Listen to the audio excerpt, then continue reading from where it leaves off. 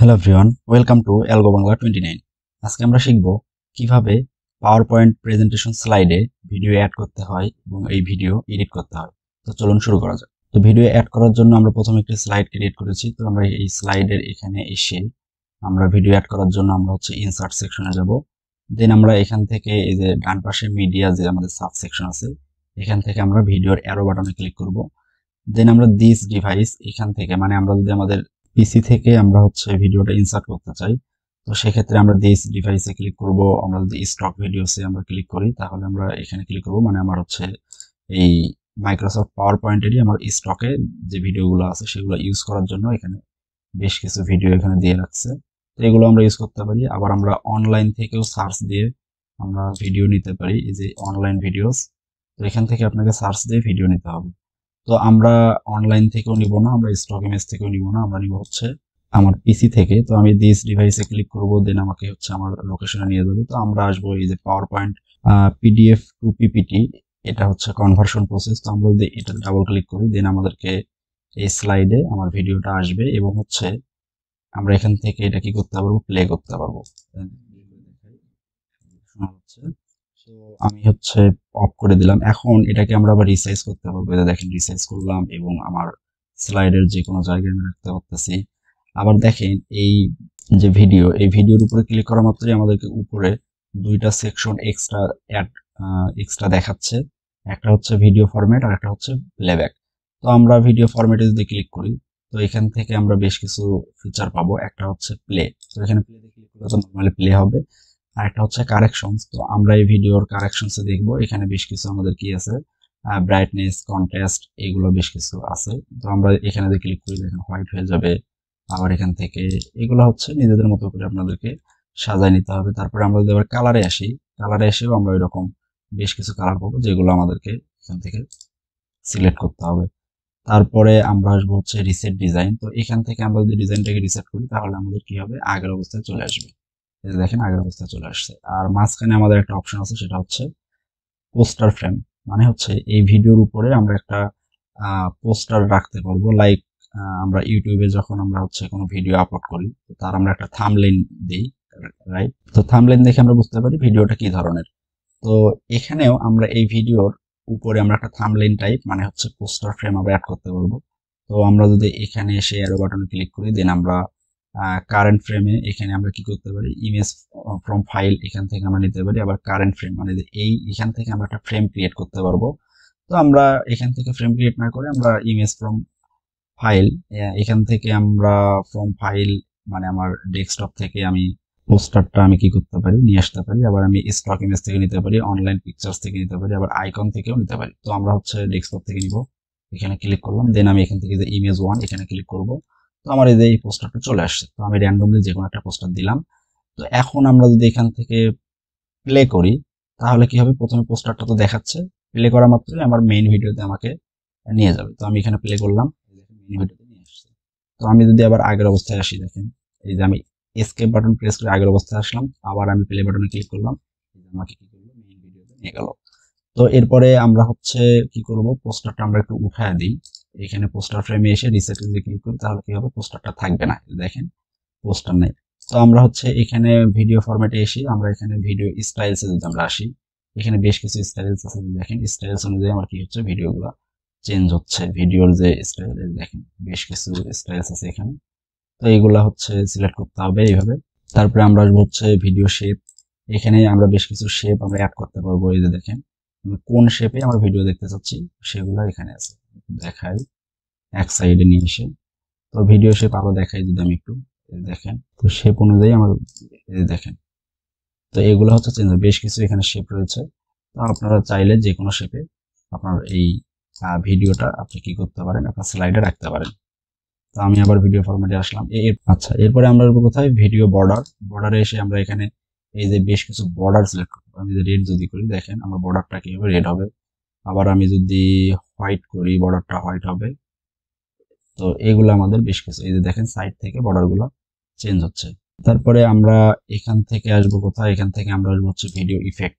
এখান থেকে বেশ কিছু আছে, প্রিসেট, শ্যাডো, রিফ্লেকশন, গ্লোথ। এগুলা আপনাদেরকে কোনটা কিভাবে কাজ করে, কোনটার ফিচার কেমন এগুলো চেক করে আপনাদেরকে ইউজ করতে হবে।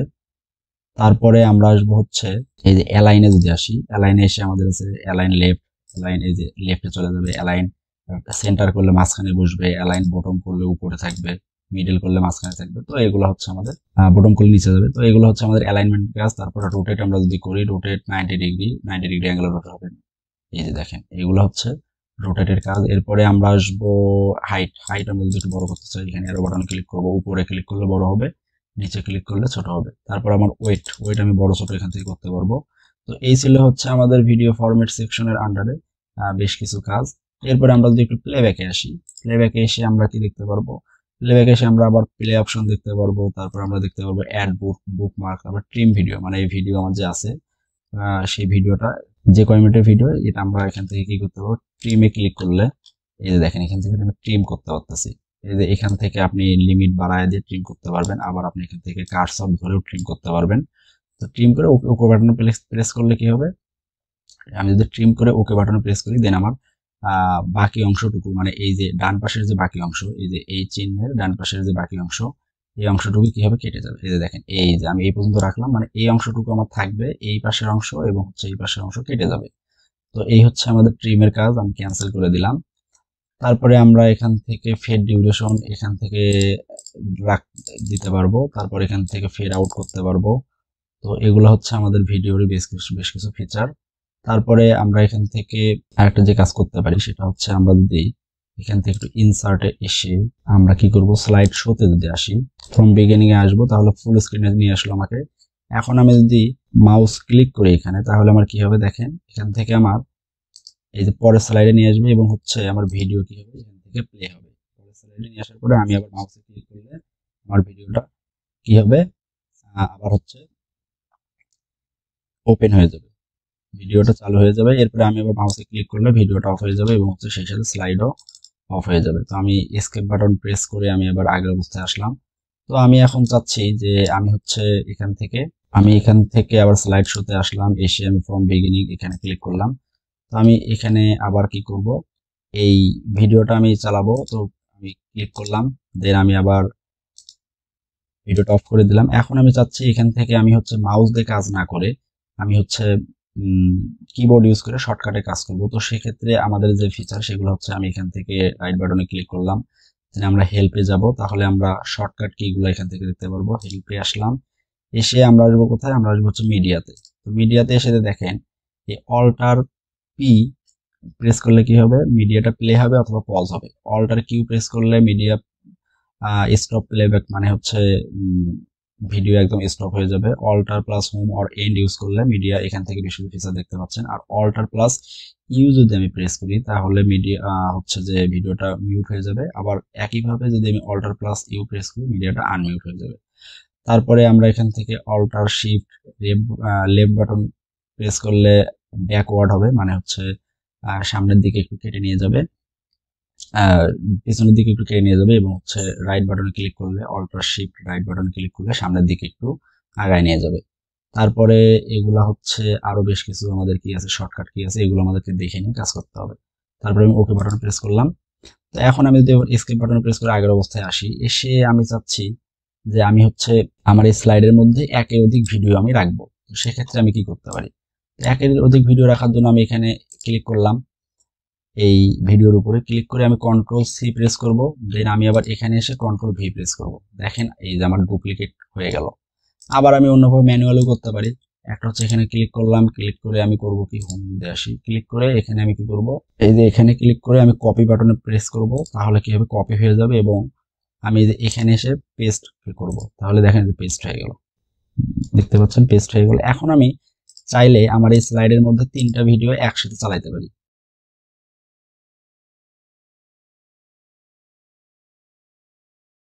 দেখেন 3টা ভিডিও স্লাইড শোতে একসাথে কাজ করতেছে।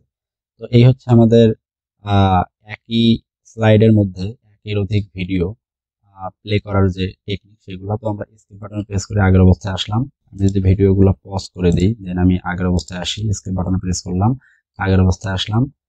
তো এই ছিল হচ্ছে আমাদের পাওয়ার পয়েন্ট স্লাইডে ভিডিও ইনসারশন এবং ভিডিও এডিটের কাজ। ধন্যবাদ সবাইকে। যদি ভিডিওটি ভালো লেগে থাকে অবশ্যই লাইক, কমেন্ট, শেয়ার এবং সাবস্ক্রাইব করে অ্যালগো বাংলা 29 এর পাশে থাকবেন। ধন্যবাদ।